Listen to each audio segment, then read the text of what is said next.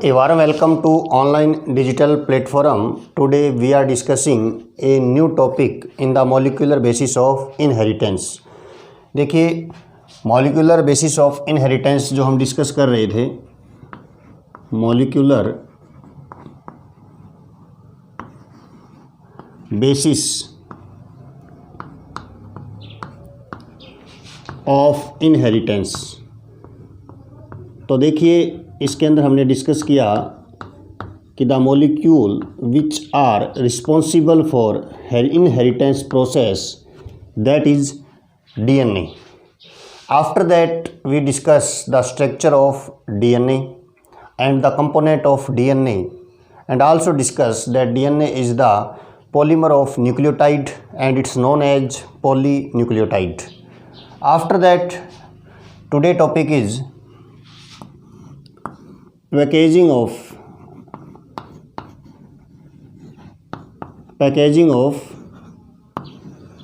DNA. आज का जो हमारा टॉपिक है पैकेजिंग ऑफ डीएनए।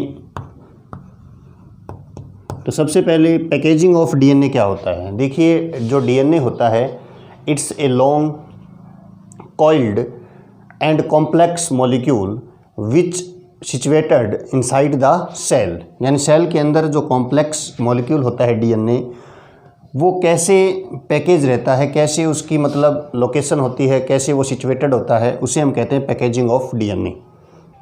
हम इसे क्यों पढ़ रहे हैं, तो देखिए अगर हम बात करें कि सबसे पहले कि ह्यूमन डीएनए की जो लेंथ है, अब ह्यूमन जो डीएनए है उसकी लेंथ होती है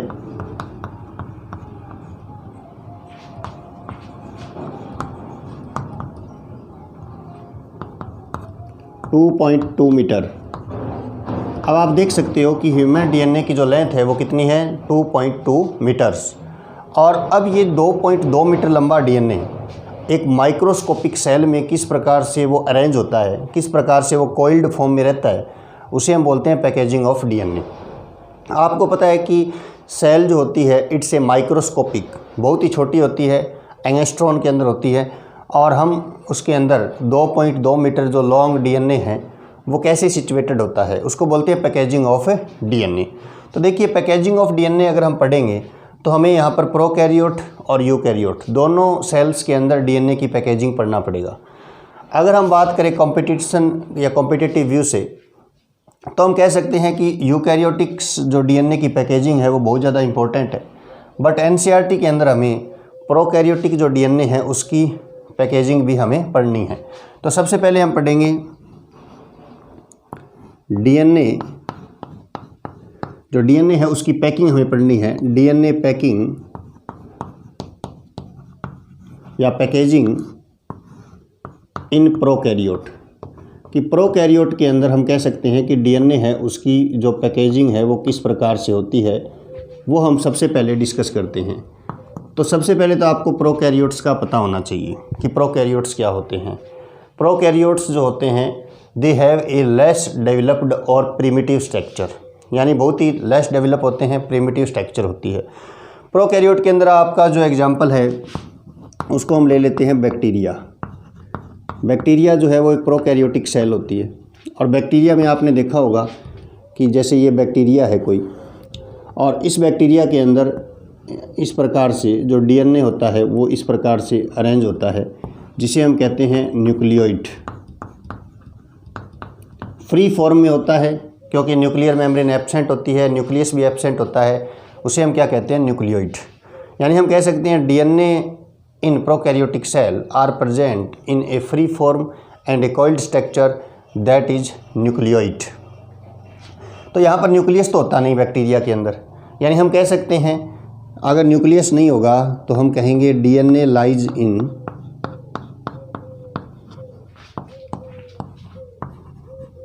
साइटोप्लाज्म। डीएनए कहाँ पर सिचुएटेड होगा फिर साइटोप्लाज्म के अंदर। और ये जो डीएनए होता है इसमें आपको ध्यान रखना है कि डीएनए जो है it's a negatively charged molecule. Competitive exams में पूछा जाता है कि डीएनए जो होता है it's a negatively charged molecule due to phosphate. किसकी वजह से होता है? फॉस्फेट की वजह से। यानी डीएनए होता है उस पर नेगेटिवली चार्ज होता है। नेगेटिव चार्ज किसकी वजह से होता है? Due to phosphate. फॉस्फेट की वजह से डीएनए पर क्या होता है? नेगेटिव चार्ज होता है। तो अब बात करते हैं डीएनए पैकिंग की। तो DNA lies in cytoplasm in prokaryote cell, क्योंकि न्यूक्लियस तो है नहीं। उसके बाद हम कह सकते हैं कि प्रोकैरियोटिक सेल्स में क्या होता है? It's super coiled. Super coiled का मतलब होता है कोइलिंग, यानी हम कह सकते हैं कोइल्ड या रिकोइल्ड, उसको बोलते हैं सुपर कोइलिंग, यानी कोइल फॉर्म में होगा ये। ठीक है, तो it's super coiled with the help of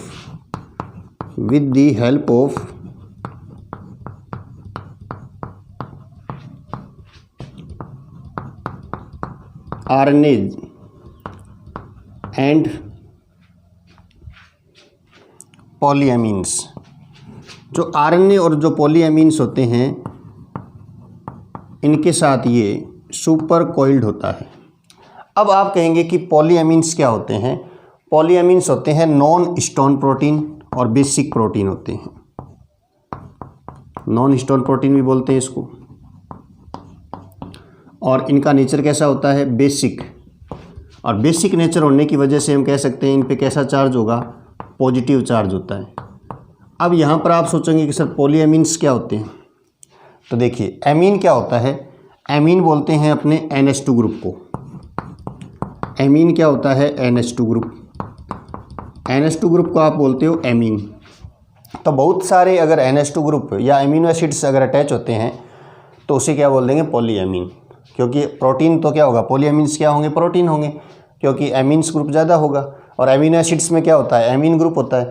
तो हम कह सकते हैं कि जो डीएनए पे तो हो गया नेगेटिव चार्ज, और जो नॉन स्टोन प्रोटीन और जो बेसिक प्रोटीन्स होते हैं जिसे हमने पॉलीएमीन्स कहा है वो क्या होते हैं? Positively charged. तो पॉजिटिवली चार्ज होने के कारण से आपको पता है कि जैसे पॉजिटिवली चार्ज है तो उसके ऊपर नेगेटिवली चार्ज मॉलिक्यूल जो होता है वो उसकी तरफ अट्रैक्ट होगा, और अट्रैक्ट होने से क्या होगी? Super coiling. कैसे होगी? देखिए, जैसे मान लीजिए ये आपका प्रोटीन है, बेसिक प्रोटीन, पॉलीएमीन्स, या जिसको हम कह सकते हैं नॉन स्टोन प्रोटीन, और ये मान लीजिए नॉन स्टोन प्रोटीन है, और इस नॉन स्टोन प्रोटीन के चारों तरफ जो डीएनए होता है वो ऐसे कोइल फॉर्म में होता है। ऐसे इसके चारों तरफ क्या होती है? सुपर कोइलिंग होती है।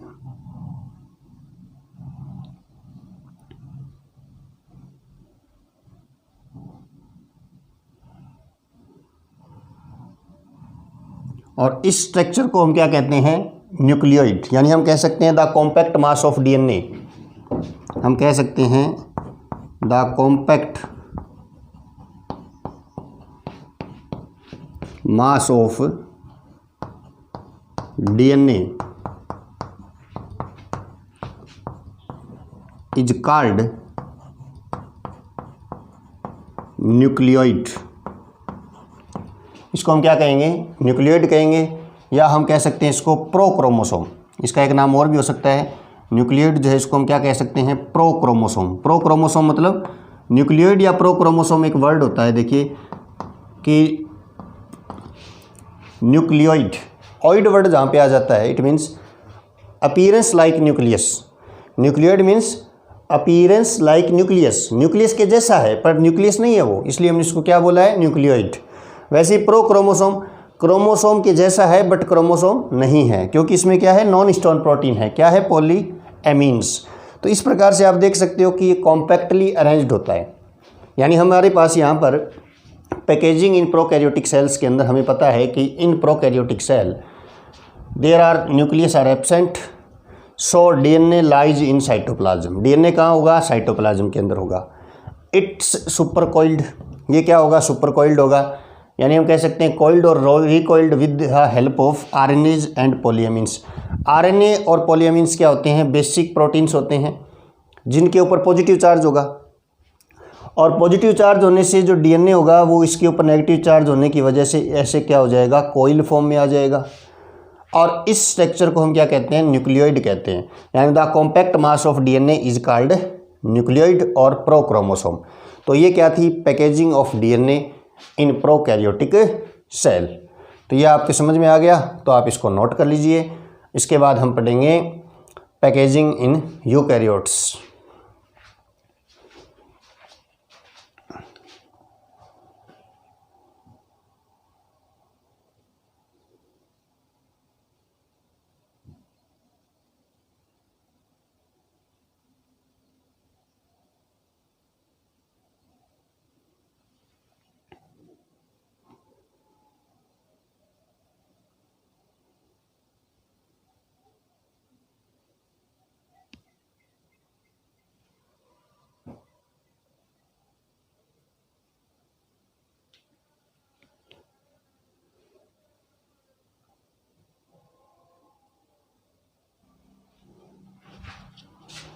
Now students, we are discussing DNA packing in eukaryotes। अभी हम डिस्कस करेंगे DNA पैकिंग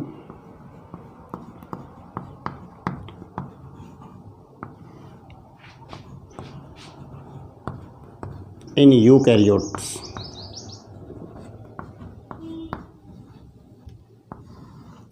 तो सबसे पहले हम बता सकते हैं कि सोलेनॉइड मॉडल था, उसके अकॉर्डिंग हमने डीएनए पैकेजिंग जो है इसको एक्सप्लेन करते हैं। यानी हम कह सकते हैं DNA packing in eukaryotes are explained with the help of solenoid model. Solenoid model से हम इसको क्या करेंगे, एक्सप्लेन करेंगे। तो सबसे पहले तो देखिए हमें ये पता होना चाहिए कि लाइसिन और आर्जिनिन, लाइसिन एंड आर्जिनिन ये क्या होते हैं, एमिनो एसिड्स होते हैं। अब एमिनो एसिड्स हैं, इट मीन्स ये प्रोटीन का सिंथेसिस करेंगे। और ये क्या होते हैं, arginine rich basic protein called histones. Histone proteins जो होते हैं वे क्या होते हैं, बेसिक होते हैं, क्योंकि उसके अंदर लाइसिन और जो आर्जिनिन जो है, जो बेसिक अमीनो एसिड्स होते हैं वो ज़्यादा होते हैं। अब किसी प्रोटीन के अंदर लाइसिन और आर्जिनिन अमीनो एसिड्स ज़्यादा होंगे और इनका नेचर कैसा है, बेसिक, तो सिंपल सी बात है वो प्रोटीन कैसा होगा, बेसिक। तो हम कह सकते हैं कि जो स्टोन्स प्रोटीन्स होते हैं किसमें, यूकैरियोट्स के अंदर।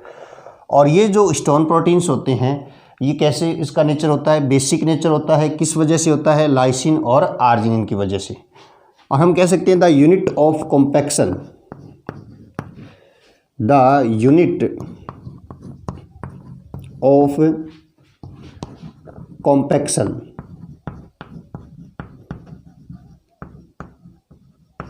Is nucleosome. वहाँ न्यूक्लियोइड था, यहाँ पे टर्म आई है न्यूक्लियोसोम। यानी हम कह सकते हैं कि जो स्टोन क्या है, बेसिक प्रोटीन है। बेसिक प्रोटीन मीन्स हो गया पॉजिटिवली चार्ज्ड प्रोटीन, और पॉजिटिवली चार्ज प्रोटीन है। डीएनए क्या है, नेगेटिवली चार्ज्ड है, तो पॉजिटिव चार्ज पर ये भी वापस क्या होगा, कोइल होगा।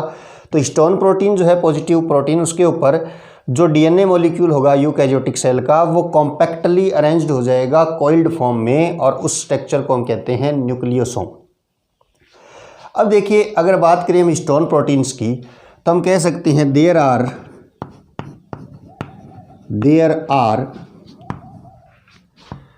5 टाइप्स ऑफ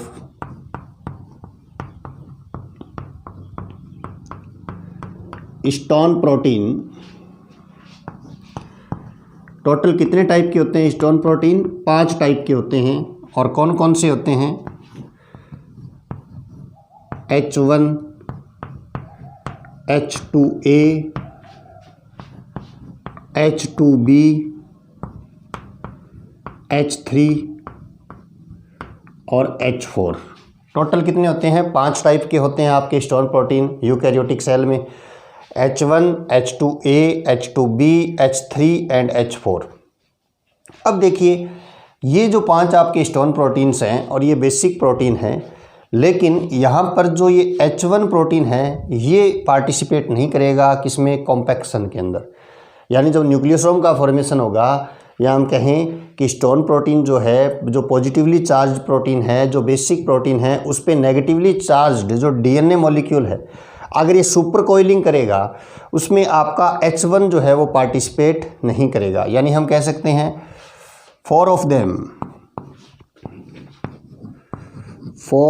देम, यानी हम कह सकते हैं टोटल कितने हैं, 5 है, और 5 में से कितने टोटल 4 ही, कौन कौन से वो, 4 ऑफ देम, यानी हम कह सकते हैं H2A, H2B, H3 and H4। ये टोटल कितने हो गए, 4 हो गए। और हम कह सकते हैं occurs in the pair for octamer formation.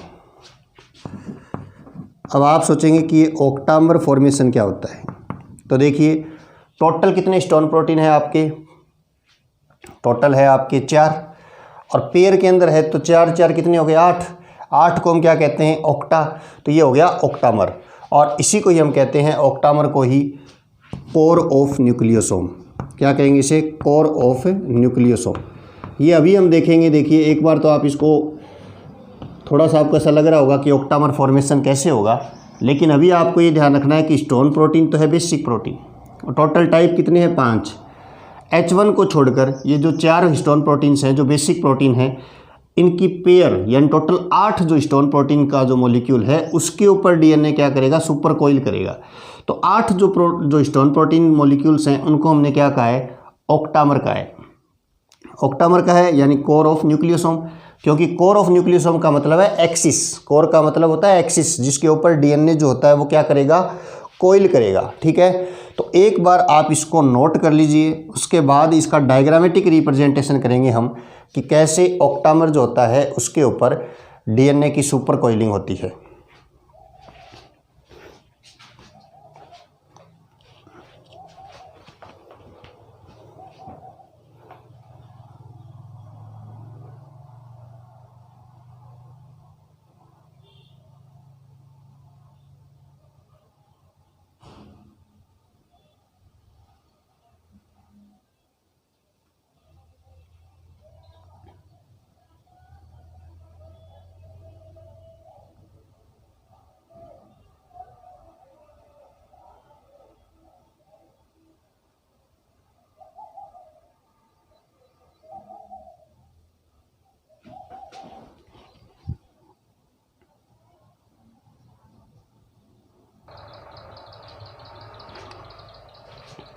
तो स्टूडेंट्स अभी हमने डिस्कस किया कि स्टोन प्रोटीन्स होते हैं यूकैरियोट्स में, और वो स्टोन प्रोटीन्स जो हैं जो ऑक्टामर फॉर्मेशन में पार्टिसिपेट करते हैं। तो टोटल कितने प्रोटीन पार्टिसिपेट करते हैं, 4 प्रोटीन्स। तो मैं यहाँ पे 4 प्रोटीन या 4 प्रोटीन बना रहा हूँ और उनके नाम लिख देते हैं, कौन कौन से होते हैं, H2A, H2B, H3 और H4। ये 4 जो प्रोटीन हैं वैसे ही 4 इनके क्या होते हैं, बैक साइड के अंदर होते हैं, पीछे वाले दिखेंगे नहीं, तो हम ऐसे कह सकते हैं 4 कहाँ होंगे, इनके बैक साइड में होंगे, ऐसे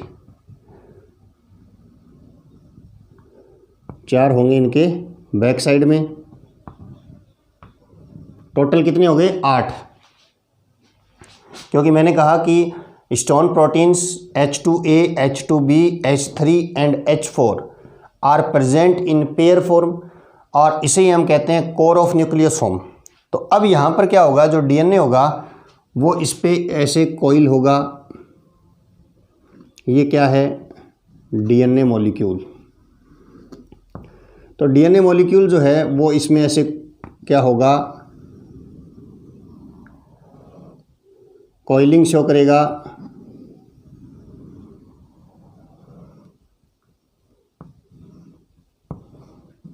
तो ये है आपका डीएनए मॉलिक्यूल,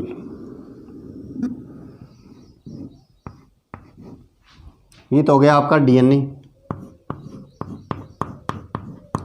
और ये क्या है, स्टोन प्रोटीन्स।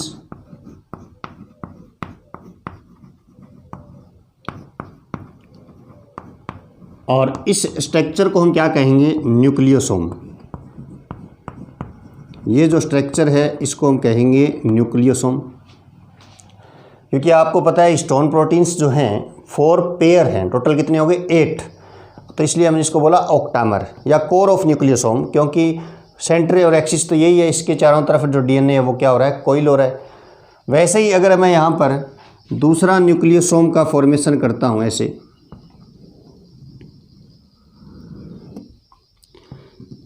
दूसरा हम न्यूक्लियोसोम फॉर्मेशन कर रहे हैं, तो इसमें ऐसे ही हमने ऑक्टामर जो है उसको रिप्रेजेंट किया, H2A, H2B, H3, H4, और ये कैसी फॉर्म में है, ये है आपकी पेयर फॉर्म में। तो इस तरीके से इसको पेयर फॉर्म में हमने रिप्रेजेंट कर दिया। 4 इसके बैक साइड में सिचुएटेड हैं, 4 इसके बैक साइड में सिचुएटेड हैं। और वैसे ही इसके ऊपर भी क्या होती है, डीएनए की कॉइलिंग होगी। इसको रिप्रेजेंट कर देते हैं कॉइलिंग को।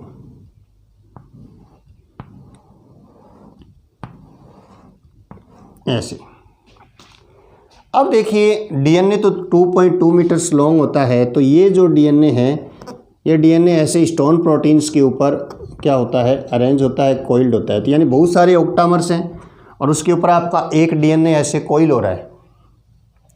तो ये क्या है, एक न्यूक्लियोसोम, और ये क्या है, दूसरा न्यूक्लियोसोम। स्टोन प्रोटीन और डीएनए का जो कॉम्पेक्शन है उसको हमने क्या बोला है, न्यूक्लियोसोम। तो अब यहाँ पर देखिए कि जो ये पूरा डीएनए है, डीएनए तो 2.2 मीटर्स लॉन्ग है, तो उसमें बहुत सारे न्यूक्लियोसोम होंगे। बट डीएनए का वो पार्ट जो न्यूक्लियोसोम से के बीच में है, 2 न्यूक्लियोसोम के बीच में जो ये पार्ट आपको दिखाई दे रहा है, इस डीएनए के पार्ट को हम कहते हैं इंटरब्रेड, या इसको बोला जाता है लिंकर डीएनए। क्या बोला जाएगा इसको, इंटरब्रेड या लिंकर डीएनए इसको बोला जाएगा। समझ पा रहे हैं आप बात को, कि देखिए यूकैरियोटिक जो सेल्स हैं उसमें जो डीएनए का कॉम्पेक्शन है उसको बोलते हैं न्यूक्लियोसोम। प्रोकैरियोटिक में तो बेसिक प्रोटीन्स थे, पॉलीएमीन्स, जिसे हमने कहा था नॉन स्टोन प्रोटीन्स, और यहाँ पर जो प्रोटीन है वो बेसिक प्रोटीन्स है, जिसे हमने कहा स्टोन प्रोटीन्स, जो होते हैं टोटल 5 टाइप के, H1, H2A, H2B, H3 and H4। H1 जो है वो न्यूक्लियोसोम के फॉर्मेशन में पार्टिसिपेट नहीं करता, वो यहाँ पर ऐसे पैरेलल में सिचुएटेड होता है, ऐसे साइड में होता है H1। ये देखिए ये क्या है, ये H1 है, ठीक है। अब ये कंपटीशन के अंदर पूछा जाता है, H1 is not a part of nucleosome, nucleosome का पार्ट नहीं है ये H1, साइड के अंदर है ये। और इसके ऊपर जब डीएनए कॉम्पैक्टली अरेंज होता है, ठीक है ना। और अब यहाँ पर देखिए, जो यहाँ पर एक न्यूक्लियोसोम के ऊपर ये जो अरेंजमेंट है, ये जो कॉम्पैक्शन है, इसकी लेंथ क्या होगी, इसकी लेंथ होती है 200 बेस पेयर। यानी मैं लिख सकता हूँ अबाउट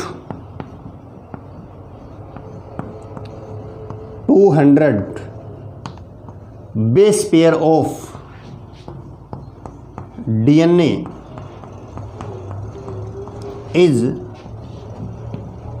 wrapped over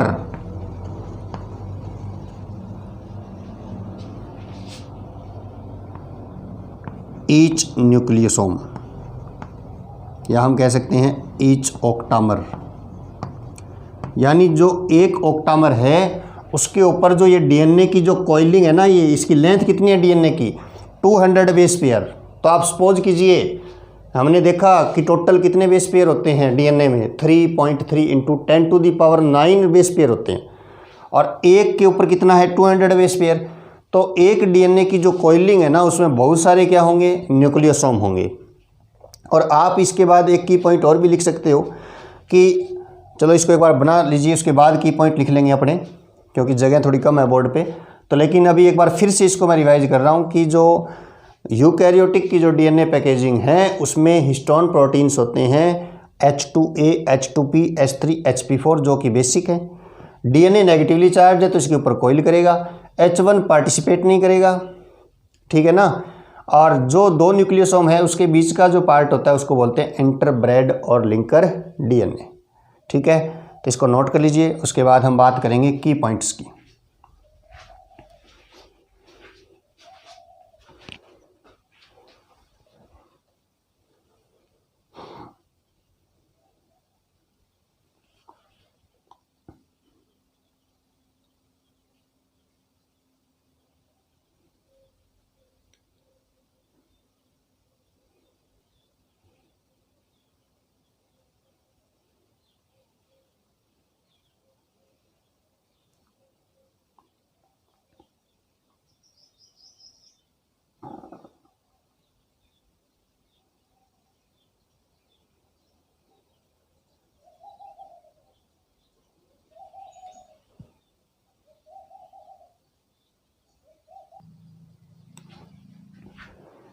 तो नाउ स्टूडेंट्स, हम बात कर रहे थे packaging in eukaryotic DNA.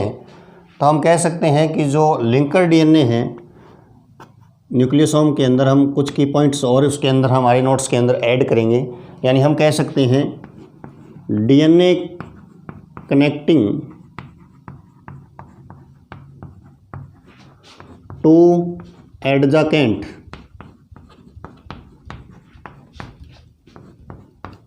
Nucleosome is called linker DNA और इंटरब्रेड डीएनए। अब देखिए, जैसे मैंने आपको बताया कि जो न्यूक्लियोसोम है या compaction of DNA in eukaryotic cell है, तो हिस्टोन प्रोटीन के ऊपर जो कॉइलिंग वाला पार्ट था वो कितना था, 200 बेस पेयर लॉन्ग था। तो हम कह सकते हैं कि जो लिंकर डीएनए है, या हम कह सकते हैं linkers DNA length is 16 pair of nitrogen base. ये इसकी लेंथ आ गई, ठीक है। उसके बाद हम कह सकते हैं कि जो न्यूक्लियोसोम जो है, ठीक है, उसके अंदर हम कह सकते हैं कि जो न्यूक्लियोसोम का फॉर्मेशन होता है या हिस्टोन प्रोटीन का सिंथेसिस कब होता है। तो हिस्टोन प्रोटीन का सिंथेसिस जो आप सेल डिवीज़न पढ़ते हो ना, तो उसकी जो एस फेज़ होती है उसके अंदर किसका फॉर्मेशन होता है, हिस्टोन प्रोटीन का फॉर्मेशन होता है। यानी हम कह सकते हैं histone protein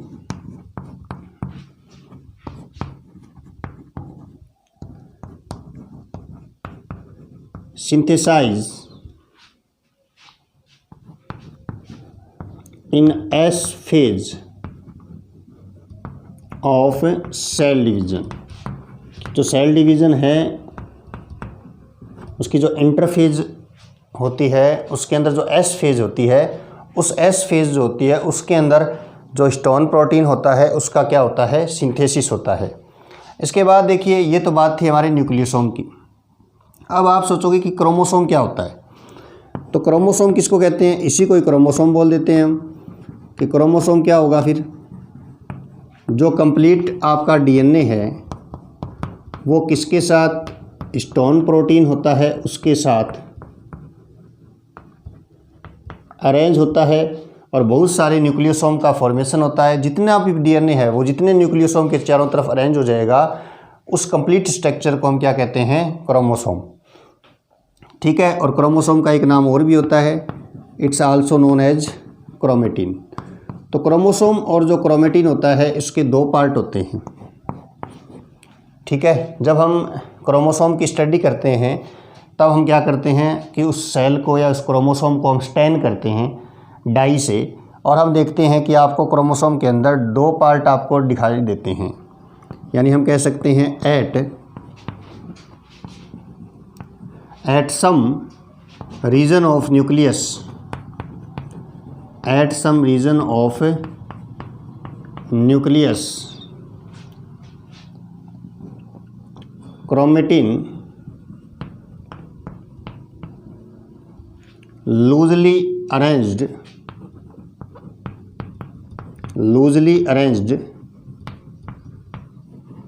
and lightly stand,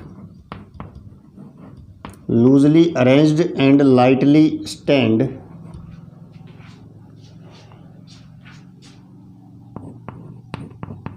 it's known as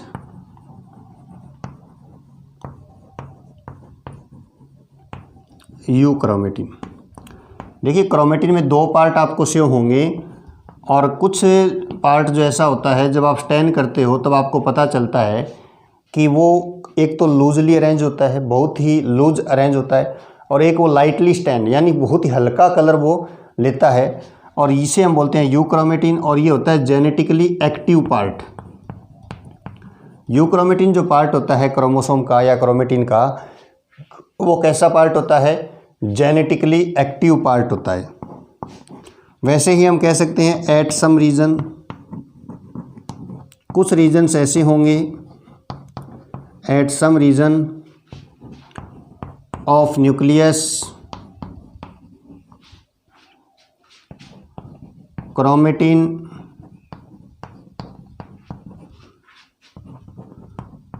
tightly arranged and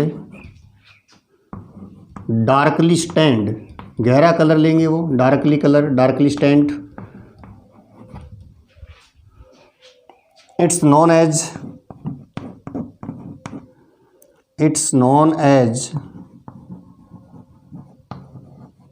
हेटेरोक्रोमेटिन। इसको हम क्या कहेंगे? हेटेरोक्रोमेटिन। और ये जो पार्ट होता है क्रोमोसोम का, ये होता है जेनेटिकली इनएक्टिव पार्ट होता है। तो हम क्या अब समझ गए कि किस प्रकार से तो अरेंजमेंट होता है। तो आपने देखा कि जो प्रोकैरियोटिक सेल है उसमें नॉन हिस्टोन प्रोटीन्स होते हैं जिसे आप पॉलीएमीन्स कहते हो, और ये बेसिक होते हैं, पॉजिटिवली चार्ज होता है, डीएनए नेगेटिवली चार्ज होता है ड्यू टू फॉस्फेटाइंस, और वो उसकी तरफ कॉम्पैक्ट होते हैं, उसे बोलते हैं न्यूक्लियोइड।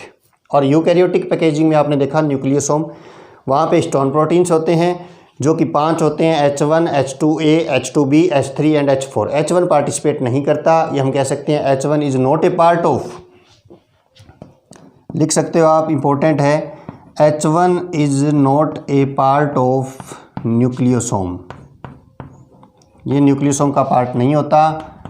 और फिर आपने देखा कि बहुत सारे न्यूक्लियोसोम होते हैं, वे एक क्रोमोसोम का फॉर्मेशन करते हैं, यानी हिस्टोन प्रोटीन और डीएनए क्या है? क्रोमेटिन और क्रोमोसोम। जब आप उसको देखते हैं, उसका एनालिसिस करते हैं, तो कुछ पार्ट लाइटली स्टैंड होता है, लूजली अरेंज होता है जिसे कहते हैं यूक्रोमेटिन, और ये होता है जेनेटिकली एक्टिव।